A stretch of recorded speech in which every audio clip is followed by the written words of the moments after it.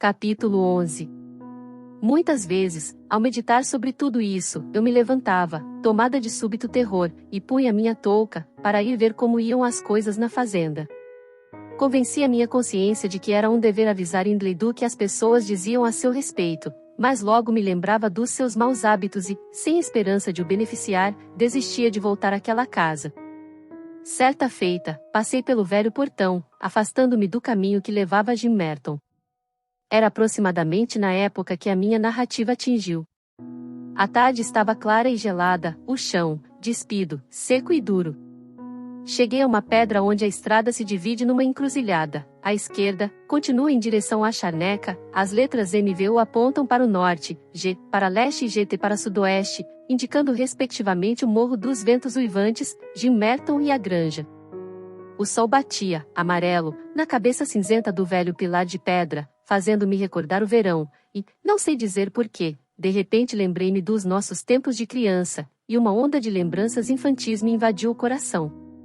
20 anos antes, aquele tinha sido um lugar predileto, para Hindley e para mim. Fiquei por muito tempo olhando para o poste, inclinando-me, divisei um buraco, na pedra, toda roída pelas intempéries, ainda cheio de pedrinhas e conchas de caramujo, que nós costumávamos guardar ali, junto com outros tesouros. Com uma nitidez de realidade, pareceu-me ver o meu antigo companheiro de brinquedo sentado na grama ressequida, sua cabeça quadrada e morena curvada para a frente e a sua pequena mão removendo a terra com um pedaço de ardósia. Pobre Hindley! Exclamei, e involuntariamente estremeci. Por um momento, julguei ver a criança levantar o rosto e olhar para mim. A visão logo desapareceu, mas senti um desejo irresistível de ir até o morro. A superstição impelia-me, e se ele tivesse morrido, pensei, ou estivesse para morrer? Talvez fosse sinal de morte. Quanto mais me aproximava da casa, maior era minha agitação. Ao avistá-la, comecei a tremer. A aparição vencera-me na corrida. Lá estava, olhando através do portão. Foi o que pensei, ao ver um rapazinho de olhos castanhos e cabelos cacheados encostando o rosto afogueado contra as grades. Refletindo melhor, achei que aquele devia ser Areton, o meu Areton, não muito alterado desde que o deixara, 10 meses antes. Deus o abençoe, meu querido! Exclamei, esquecendo logo os meus loucos temores. Areton, é Nelly, a sua governanta. Ele recuou e apanhou uma grande pedra. Vim ver seu pai, Areton, acrescentei, imaginando, pelo gesto dele, que Nelly, se é que ele se lembrava dela, não fora reconhecida como sendo eu.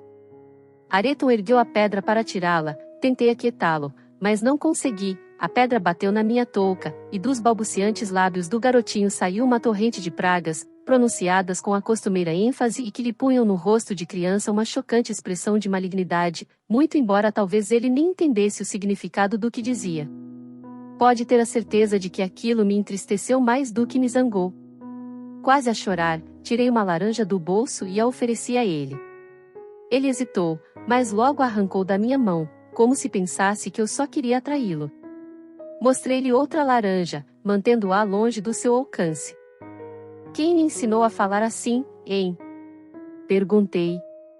Foi o cura. O cura pode ir para o diabo e você também. Me dá essa laranja. Replicou ele. Diga quem foi que lhe ensinou e eu lhe darei a laranja, insisti. Quem é que lhe ensinou? O diabo do meu pai, foi a resposta. Ah, é isso que você aprende com o seu pai? Continuei. Ele pulou para apanhar a laranja, mas eu a ergui mais alto. Que mais é que ele lhe ensina? Nada, falou ele. Só para eu sair da frente dele. Papai não pode comigo, porque eu digo palavrão para ele. Ah. E quem lhe ensina a dizer palavrão para o seu pai? Perguntei. O diabo. Não, e respondeu Areton. Quem, então? Eativ. Perguntei-lhe se ele gostava do Sr. Eativ. Gosto. Respondeu. Desejando saber por que ele gostava do outro, só pude entender, não sei, acho que é porque ele me vinga, fala palavrão para papai quando papai fala palavrão para mim. Diz para eu fazer o que quiser. Quer dizer que o cura não o ensina a ler e a escrever? Persisti. Não. Me disseram que o cura ia ficar sem um dente se ele botasse o pé na porta. Foi Atif quem falou isso para ele. Dei-lhe a laranja e pedi-lhe que fosse dizer ao pai que uma tal Nélide estava esperando para falar com ele, no portão do jardim. Ayrton correu para casa, mas, ao invés de Hindley, quem apareceu na porta foi Atif. Dei meia volta e corri pela estrada fora até chegar à encruzilhada, tão ofegante e assustada como se estivesse sendo perseguida pelo demônio. Isso não tem que ver com o caso de Isabella Linton, a não ser que me fez aumentar a vigilância e procurar, de todas as maneiras, evitar que a má influência atingisse a granja, embora soubesse que corria o risco de desencadear uma tempestade doméstica, se contrariasse os desejos da senhora Linton. Na seguinte vez em que Atif veio de visita, a jovem Isabella estava no pátio, dando de comer aos pombos. Havia 3 dias que não falava com a cunhada, mas tampouco se queixava, o que já era uma grande coisa. Eu sabia que Atif não tinha o hábito de mostrar-se desnecessariamente gentil para com a senhorita Linton. Mal avistou, porém, tratou logo de deitar uma olhadela para a fachada da casa. Eu estava de pé, junto à janela da cozinha, mas escondi-me.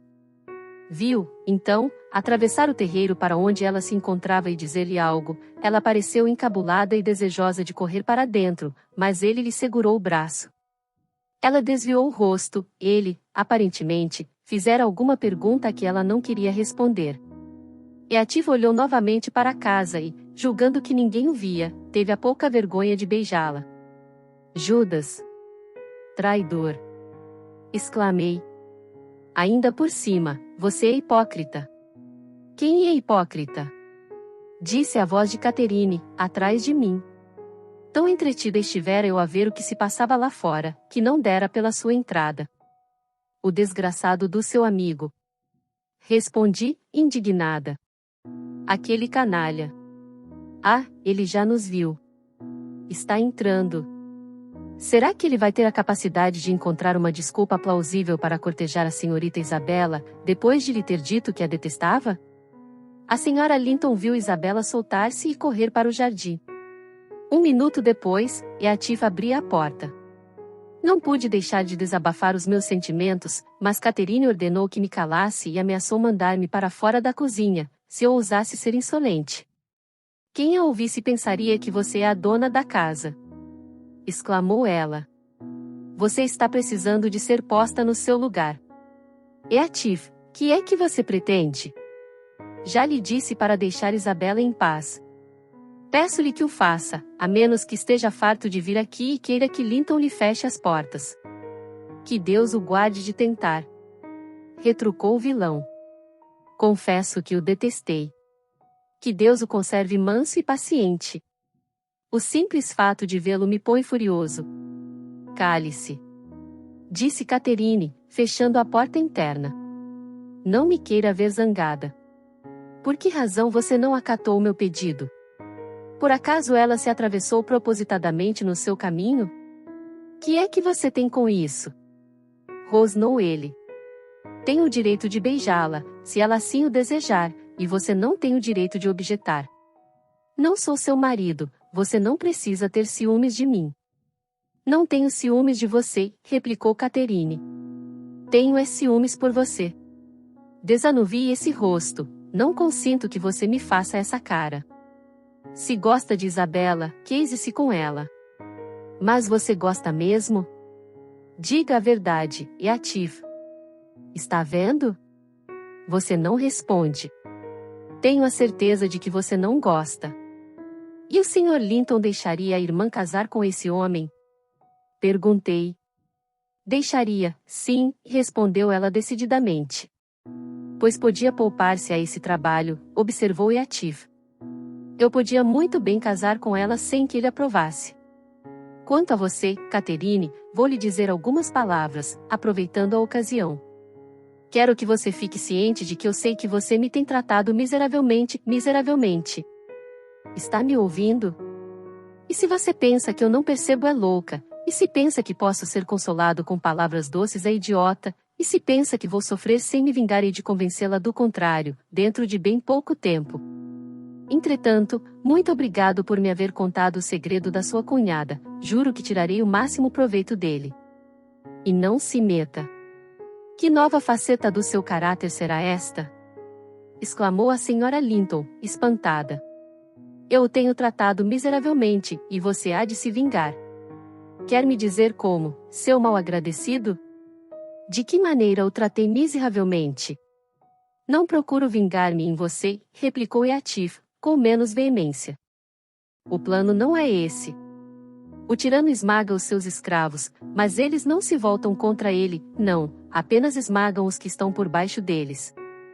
Você pode torturar-me até a morte, para se divertir, mas permita que eu me divirta um pouco no mesmo estilo e faça o possível por evitar insultar-me. Depois de ter arrasado o meu palácio, não me construa uma choupana e tem 154 se que está sendo muito caridosa por isso. Se eu imaginasse que você desejava mesmo que eu casasse com Isabela, acho que me suicidaria. Oh, o mal está, então, em eu não ter ciúmes. Exclamou Catherine. Bom, não voltarei a oferecer-lhe uma esposa, é o mesmo que oferecer a Satã uma alma perdida. Igual a Satã, você se compraz em fazer sofrer. Edgar já se recuperou do desprazer que a sua chegada lhe causou, começo a sentir-me segura e tranquila, mas você, não querendo ver-nos em paz, surge resolvido a provocar uma briga. Brigue com Edgar, se quiser, Eatif, e engane a irmã dele, será o método mais eficiente de se vingar de mim. Ambos se calaram. A senhora Linton sentou-se à beira do fogo, agitada e taciturna. Cada dia era mais difícil para ela controlar-se. Eatif ficou de pé junto do fogão, os braços cruzados, ruminando seus maus pensamentos. Nessa posição os deixei, chamada pelo patrão, que queria saber o que demorava Catherine. Ellen, foi dizendo, assim que entrei, você viu a senhora? Vi, ela está na cozinha, respondi.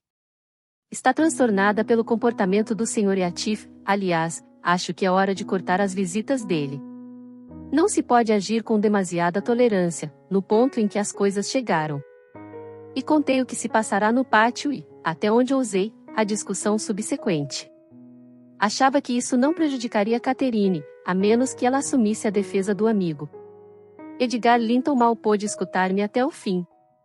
As suas primeiras palavras revelaram que não isentava a mulher de toda a culpa. Isto é impossível! Exclamou. É horrível que ela o considere como amigo e queira obrigar-me a aceitá-lo também. Vá me chamar 2 homens, Ellen. Catherine não ficará nem mais um momento discutindo com esse rufião.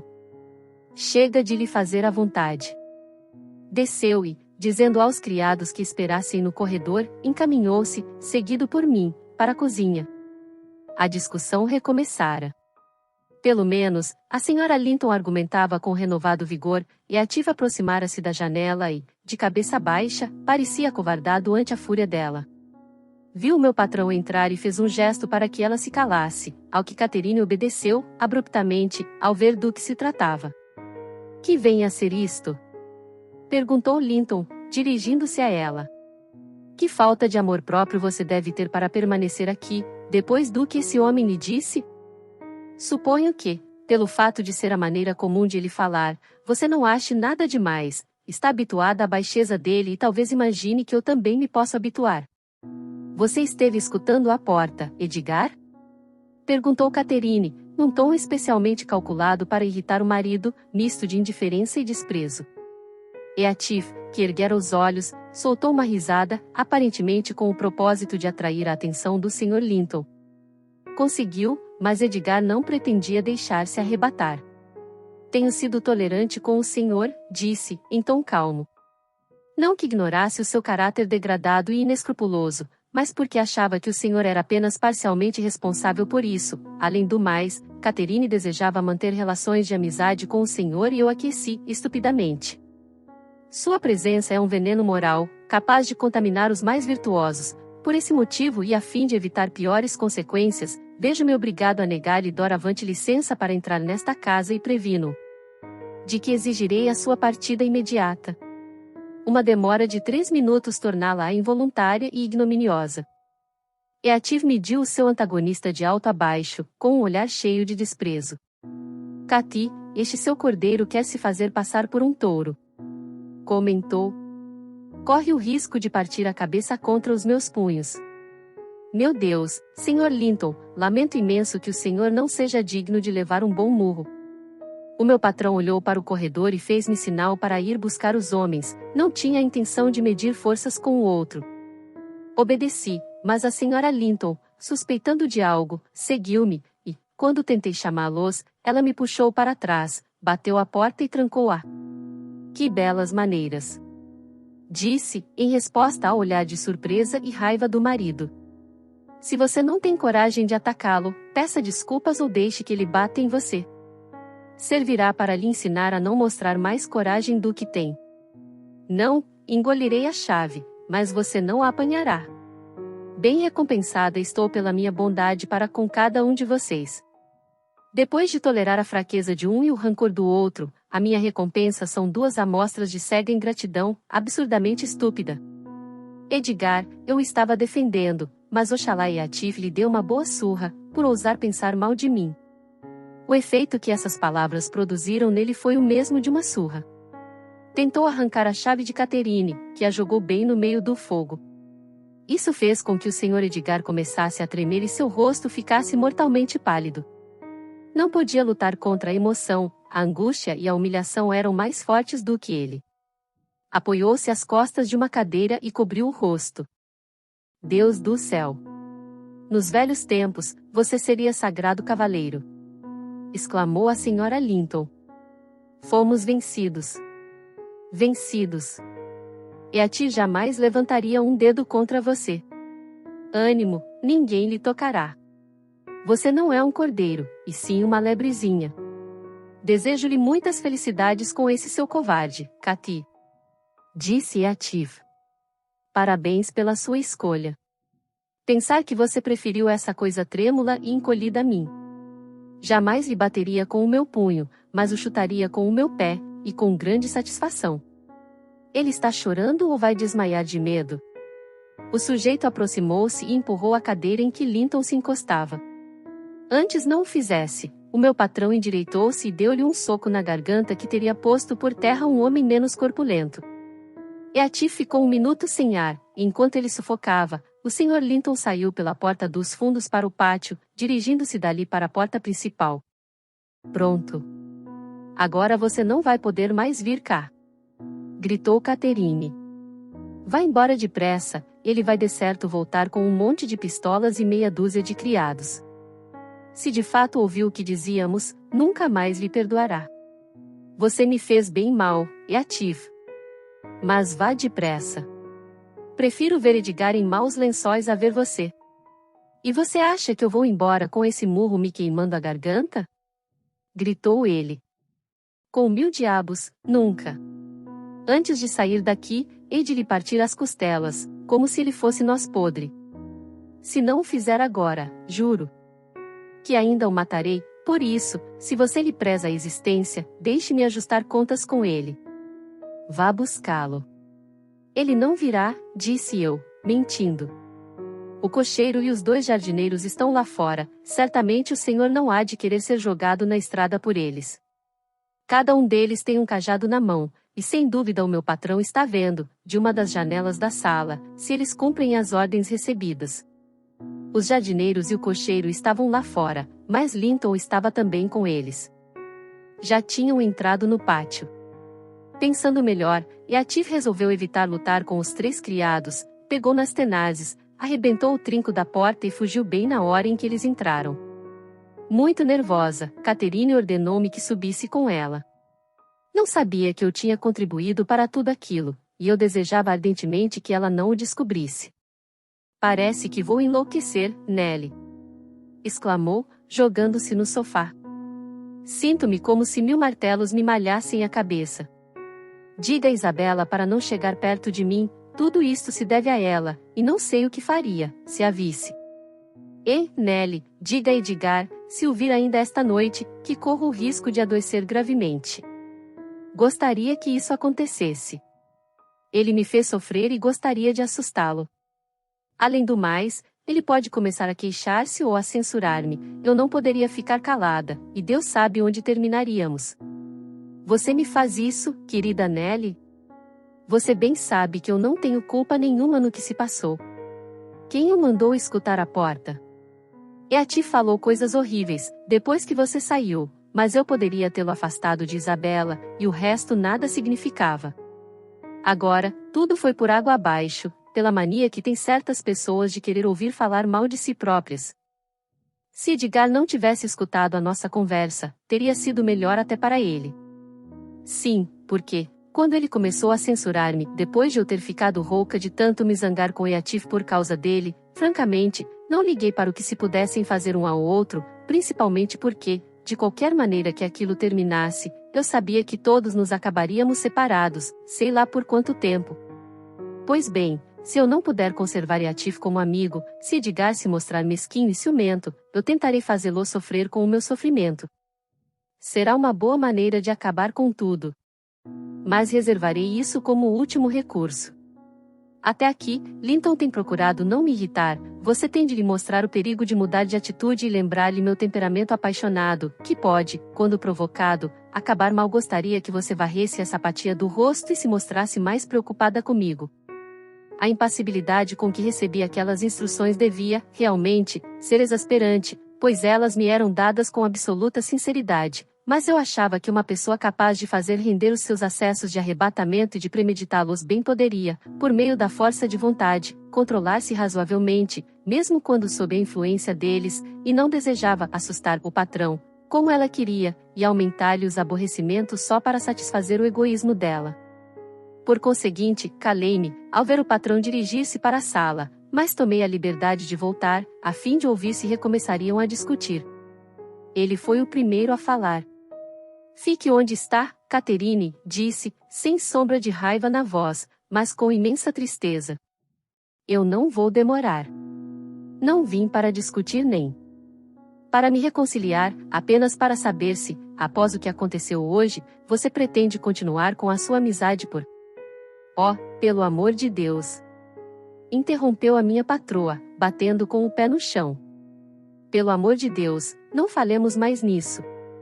O seu sangue é demasiado gelado para ficar febril, as suas veias estão cheias de gelo, mas o meu sangue está fervendo, e não posso ver tal algidez. Se quiser ver-se livre de mim, responda a minha pergunta, insistiu o Sr. Linton. Você tem de responder, e toda essa violência não me dá medo. Descobri que você é capaz de tanto estoicismo como qualquer outra pessoa, quando lhe interessa. Vai abdicar de Eatif ou vai abdicar de mim? É impossível ser minha amiga e amiga dele ao mesmo tempo, e eu exijo saber quem você escolherá. Pois eu exijo que me deixem em paz. Gritou Catherine, furiosa. Exijo? Não vê que eu mal me aguento em pé? Edgar, deixe-me em paz. Tocou a campainha até arrebentá-la, entrei como se nada fosse. Era para acabar com a paciência de um santo toda aquela exibição de fúria. Lá estava ela, batendo com a cabeça contra o braço do sofá e rangendo os dentes, até parecia que os ia esmagar. O Sr. Linton olhava para ela com dó e medo súbitos. Disse-me para ir buscar um copo de água. Ela não podia falar. Trouxe um copo cheio e, como se recusasse a beber, salpiquei-lhe água no rosto. Imediatamente ela se interessou e revirou os olhos, ao mesmo tempo em que as faces, tornadas lívidas, assumiam a rigidez da morte. Linton ficou horrorizado. Não é nada. Sussurrei. Não queria que ele cedesse, embora eu própria sentisse medo. Ela tem sangue nos lábios. Exclamou ele, estremecendo. Não ligue. Respondi, asperamente. E contei-lhe como ela decidirá, antes de ele entrar, encenar um acesso. Não tive a prudência de baixar a voz, e ela me ouviu, pois se levantou, o cabelo esvoaçando-lhe pelos ombros, os olhos dardejantes, os músculos dos braços e do pescoço pulando de maneira fora do normal. Pensei que tivesse partido algum osso, mas ela apenas olhou à sua volta um momento e logo saiu da sala. O patrão mandou-me segui-la, o que fiz, mas, ao chegar à porta do quarto dela, Catherine não me deixou entrar. Como não dissesse para o desjejum, na manhã seguinte, subi para saber se queria que eu o levasse ao quarto. Não. Respondeu ela, peremptoriamente. A mesma pergunta foi feita ao almoço e ao chá, e novamente no dia seguinte. Por seu lado, o Sr. Linton passava o tempo na biblioteca e não perguntava pela esposa. Ele e Isabela tinham tido uma conversa de 1 hora, durante a qual o Sr. Linton tentara extrair dela qualquer sentimento de horror pelos avanços de Atif, mas nada pôde concluir das suas respostas evasivas e foi obrigado a encerrar a conversa, acrescentando, porém, uma solene advertência no sentido de que, se ela tivesse a loucura de encorajar tão indigno pretendente, as relações entre ambos estariam automaticamente cortadas.